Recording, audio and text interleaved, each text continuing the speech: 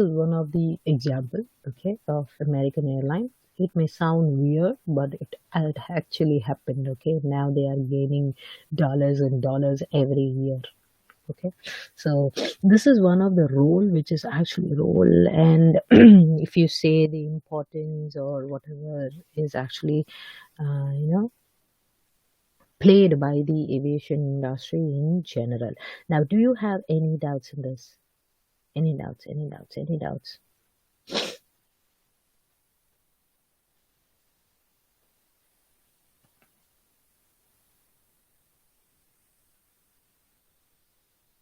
Any doubts, guys? Slept off. Everyone? Anyone there? No Yes, ma'am. doubts, ma'am. Actually, ma'am, I have to go like read it, then I will get it clear, ma'am. Okay, anyways, I hope Mohit sir will put it today. I will ask him to do that. Please go to your entire chapter and read it because I don't want to get any confusions in the end time stating that no, I can do that, ma'am, that was not there in the thing. And when you get for your exams question papers, you say that no, it was not there in the schedule, in the notes. Then I need to go back to the entire notes and show where it was. So I don't want to that shouldn't be happening in my class. So, and I have already told you some stuff is not there in the PPT, so you need to be making up the notes. So again, don't blame me if it is coming out in the question paper. So please be careful. Okay. Okay, now I told you the importance of aviation industry and tourism industry. Now I'll tell you what is the role of aviation in tourism industry. Now this is a beautiful PPT prepared by the HAL.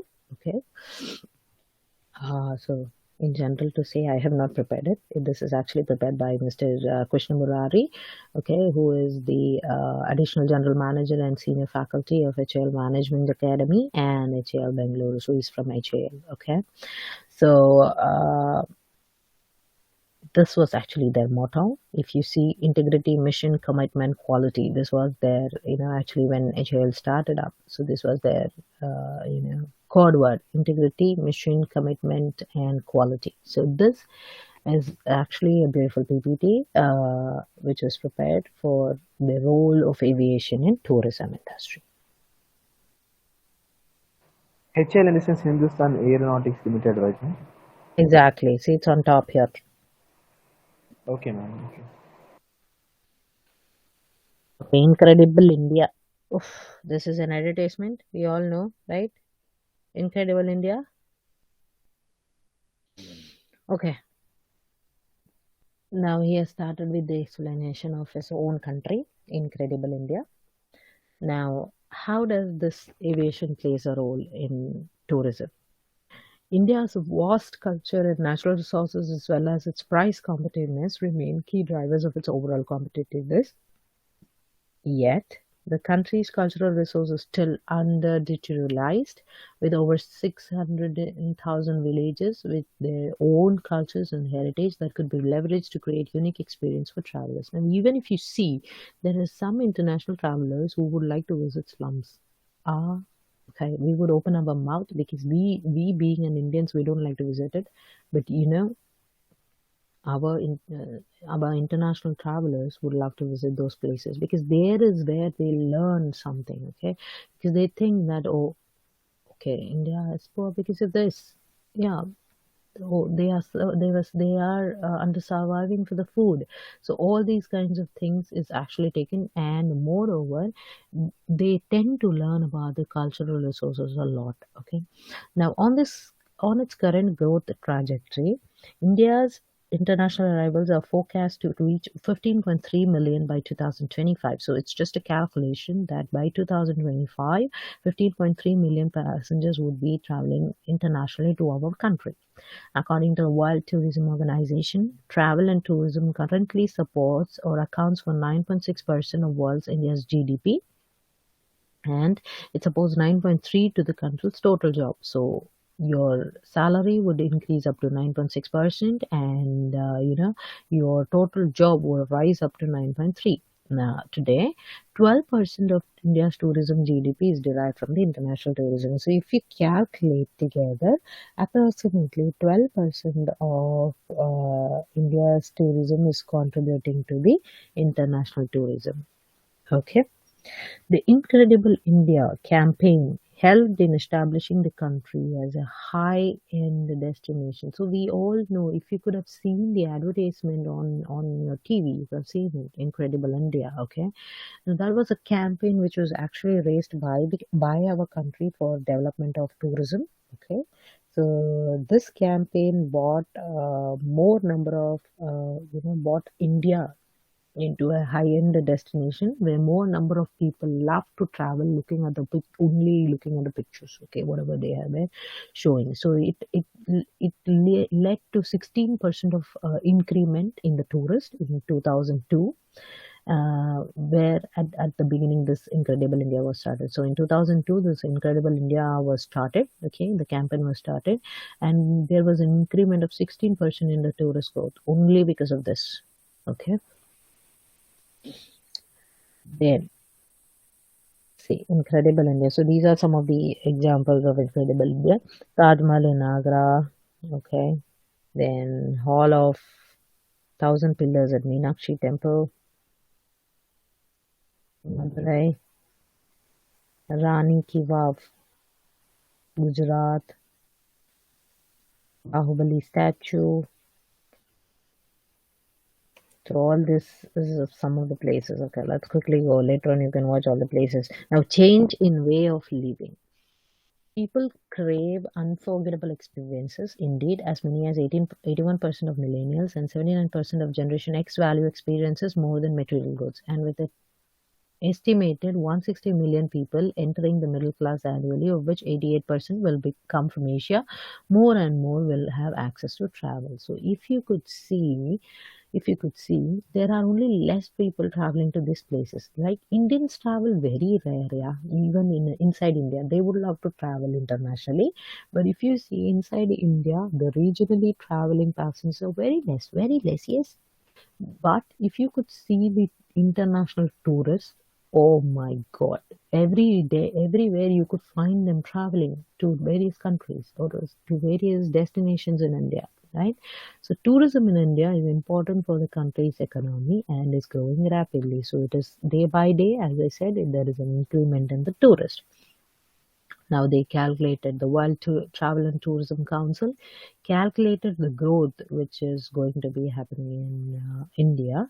So it was like 6.9% of growth was there, up to that is rupees 32.05 lakh crore by 2028. So there's a possibility that this is a future purpose perspective what they're seeing.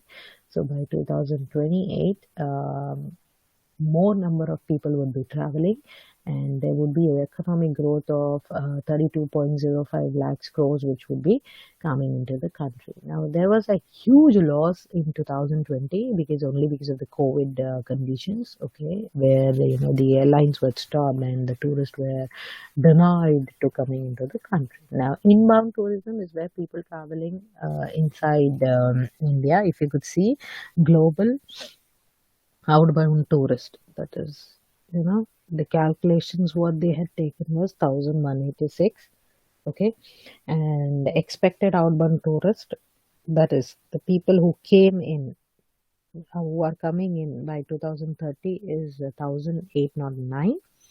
And so always there is an increase, okay, there is an increase in 53%. Now, if you see people traveling from Africa, you have 53 by 2015, and by 2030, we have calculated that it will increase to 134. So there is drastic increment of 152%. If you go to Americas, the Americans traveling into India by 2015, it is 193, and we have expected more number of arrivals by 2030, that is 248 millions. So everything is calculated in millions, tourists traveling. So 28% of increment is there. So in the same way, Mr. Krishna has calculated everything here by regional wise. How? So these are some of the places from where we get regular visitors. okay, regular tourists. So from that particular places, in 2015, this many had traveled. So we expected, okay, we never think of lower growth. Okay, we always think of growth increment. So he has calculated that if the tourist is going in the same level as in how it is going now, there would be an increment always happening in the from the passengers coming from that particular country. Now, air transport and tourism. Over the past 6 decades, tourism has expressed continuous expansion and diversification. So, even if there was a middle breakdown for some months, still there is a development happening. Okay, so this is one of the fastest and growing industry. So, new destinations have emerged. New traditions of Europe and North America has come into process, which is actually attracting them to the another country too. Okay. According to tourism towards 2003, World Tourism Organization has estimated UNWTO is United Nations World Tourism Organization. Okay. Now don't get confused. United Nations World Trade Organization is also there. So this is since we are talking on world tourism, tourism should be your interest. Okay. We are not going to talk into trade. So there is an increase of 3.3% a year on average, and 43 million of international tourism have been arriving into the country.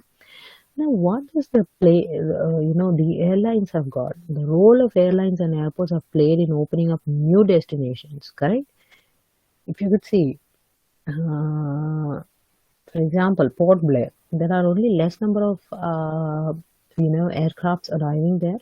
Okay, but or you need to get down in the airport and you need to be traveling for some destinations to meet that island. Okay, so but there are aircrafts so moving to that destination. So it is somewhere where because of this airline and airport, there are more number of what you say new destinations coming up or growing up. Without airlines, some continents, many countries, regions, and islands would have remained inaccessible for most of us. Yes, we would have never known that there is some place like that. Okay, right? We would have never known. I was not knowing that there was a place called Port Blair. Okay, when later on when I came to know that SpiceJet had introduced a flight to Port Blair. There was a place called Port. Oh, nice. So this is something when every people will come to know. Oh, there is a place. Now I need to know what is that. Then we start searching on net. Oh, how is Port Blair? What is Port Blair all about? Then this is got as a tourist place. So again, okay, nice. So this is where people tend to move to the tourist places. So it is one of the airline which has been accessing to that, right? Now, in 1960s, the cost of a return ticket from Europe to Australia was equivalent to 10 months of an average income. So Europe to Australia, 10 months of whatever they are earning in 10 months, that was the cost of the airline ticket. In 2019, the fare is closer to the wages of a few days' work. So in 2019, airline reduced their ticket charges. Okay, the pioneer airline routes and airports open up a new method of opportunities. First to business and independent travelers, and then through charters and jumbo jets to mass market. So before the airline came into existence, okay, they were only offering to businessmen. Okay, so we as a normal human beings always thought that people I don't know about others. I was thinking people who are traveling on aircrafts are very much rich because they can only afford for that. Yeah, because we are not capable of flying in an aircraft. So this was my calculation when I used to be a kid. But now, when I worked for a airline, I came to know this is accessible for everyone. It's not only that people having money can fly. No, it's accessible for everyone. So before it was actually accessible only for the businessmen and independent travelers. Okay, but now it has been accessible for everyone. Okay, each and everyone would travel in the aircraft. Now, air travel is the most popular mode of tourist transport for international travel. Air travel is attractive because of its speed and range, and also because for the business visitors, it offers status on well as saves valuable work time when traveling on the long haul flights. So this was the paragraph which I already told you: time saving. Okay, standardized way. Without an airline that could effectively carry tourists to new destinations, the country tourism sector probably wouldn't have made the considerable progress that it has in recent years. So day by day, there is an increment in the airline. Now, if you could see, this is a trend brought up by the UNWTO, okay, where from 1950 to 2030 there would be a drastic change, okay, drastic growth of tourism and drastic development of airline happening. So if you could see, the green one is Africa, the purple one is Middle East, and the red one is Americans. Asia and Pacific would be in Europe would be more. That is more number of people would be from Europe. Okay. Crucial role of aviation in tourism. Aviation plays a central role in supporting tourism. Over 52% of an international tourism travel by air. So 52% of the tourism traveling tourists are coming by air travel. Okay. So it plays a key part in economic development. Okay, for example, 2.5 million people are directly employed in tourism to support overseas visitors, where about 30% of all tourism jobs in Africa. So if you could see, if you're taking the example of Africa, you know approximately around 2.5 million people are given a job only in tourism sector. So it's a direct job which is given to them.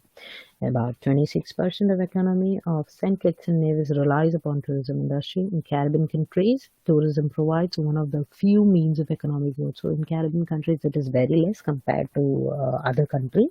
Okay, so directly, about 19 million jobs in tourism are for supporting the tourists who come from here. So it is why there is a job posting is that it is only because to support the tourism. Now, if you see, that is where they start asking you, do you know the language? Do you know the language? How many languages do you know? So this is where even in the airline they ask you, right? Even if you will have to become a cabin crew, they will ask you. If it's Saudi Arabian Airlines, they will ask you whether you know Arabic or not. So this is something where it is to support the tourists because some people wouldn't be knowing English, some people wouldn't be knowing the local language. You would be helping them with their own language. So that is where this many jobs has been given only to support the tourist. This includes jobs in hotels, restaurants, local transport, car rentals, etc. So this some hotels, restaurants are a part of tourism industry too, right? So it's a part of hospitality industry. So, some of them are placed in there. Indirectly, about 50 million jobs in tourism are supported by the visitors arriving by air. So, indirectly, there's a job given for 15 million people. Another 11 million jobs are generated due to tourism for providing other goods and services to the tourism. So, it is not only that, some are places in restaurants or hotels. Apart from that, other goods should be transferred to them. Now, let's say there is a parcel which has come from another destination to them. Obviously, that needs to be transferred. So the person should be knowing the language of that particular person. He should be knowing the culture. All these kinds of things. So other rest 11% has been placed in that particular services. Now, growth of Indian aviation is where happened in India is currently considered the third largest domestic civil market. So if you see in the domestic place, okay, India is considered as the third, largest area.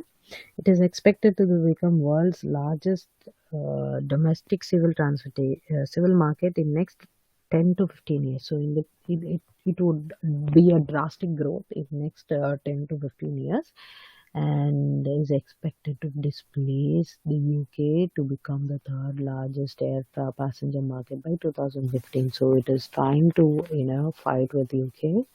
It is expected to be in the third place in the world by 2015. So currently in the world, it is UK which is standing in the third position. So it is striving hard to become or to displace UK. Okay. Now this is the history of aviation. I don't want to again review that. IATA, I already told you, this plays a major role not only in aviation but also in tourism industry. Now, Initiatives of airline for tourism. Many initiatives has been undertaken airlines to support tourism. Heritage Aviation of Uttarakhand provides facilities to charge by air taxi. So if you could see this particular heritage, okay, which is there in Uttarakhand, is actually given a air taxi service. Okay, to this place there is an air taxi service. So when you get time, you can go and visit that place, Uttarakhand. Pawan helicopters provide service to Amarnath and Vaishno Devi. So these two places, Pawan Hands is playing a major role where it is providing an air taxi services. Many private operators are also working in this sector. So there are other operators. So if you love to go, when you have a huge vacation, go for it. This is actually a scheme taken by Air Travel to increase the tourism. Okay, so Hampi in Karnataka, Gangtok in Sikkim. So all these places is now accessible since the center launched its flagship regional air connectivity scheme, UDAN. Okay, so in this particular places is actually been air taxi services are going to be produced. Okay, which was actually launched by our minister, Prime Minister Mr. Modi. Udan came up, right? So this is where the all these kinds of things is coming up. Okay, new airline services have started and over 120 air routes to 37 unserved and underserved airports. So approximately around 120 air routes has been calculated for this particular destinations to be visited up. Okay, Civil Aviation Ministry is connecting popular tourist spots of India by affordable flights. So if possible, still they are working on it. If possible, they would be launching to more number of tourist destinations, okay, across the world. Now, initiative of Karnataka tourism. Now, this is generally based on the Karnataka, as in, Hampi and all those kinds of things comes in Karnataka, right?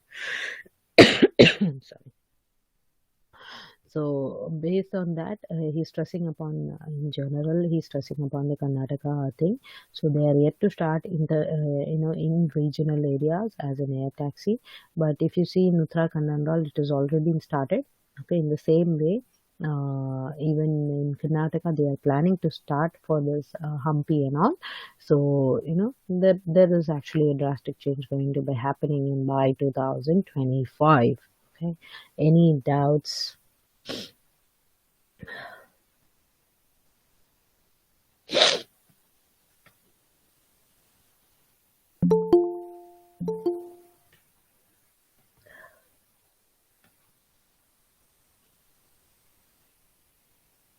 Guys, I'm waiting for you. Any doubts? No, ma'am.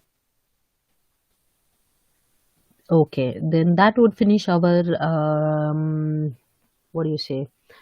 Role, importance, need of aviation industry in tourism. Okay, now moving on to the next one, impact of aviation policies and regulations on tourism. So this is something which we have in our next topic. Okay. Uh,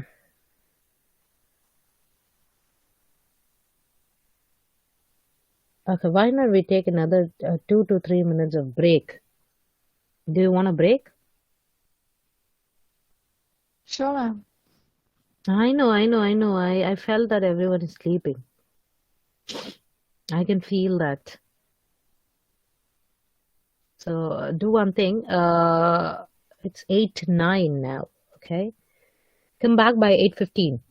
Go have a cup of coffee or a water, and come back. 8:15, please come back. So I will just do this. I will not go for visa because visa is a very new topic. Visa I would be taking it tomorrow. Visa and passport possible. I will be taking it tomorrow. So that is actually interconnected together. Visas and passports. So I'll be taking that. Impact of aviation policies on tourism is it's actually a small topic.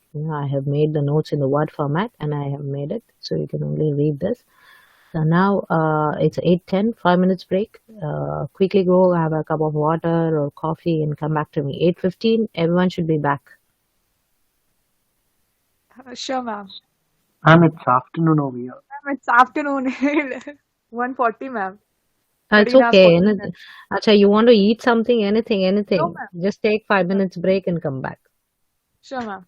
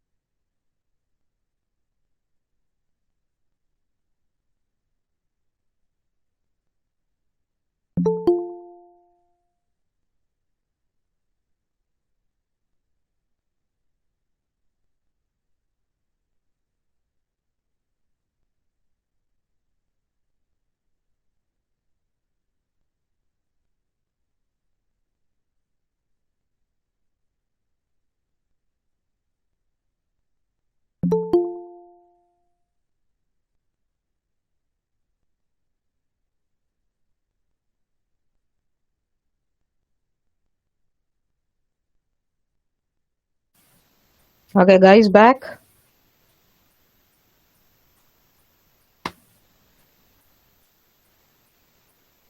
Are everyone back or still in your breaks?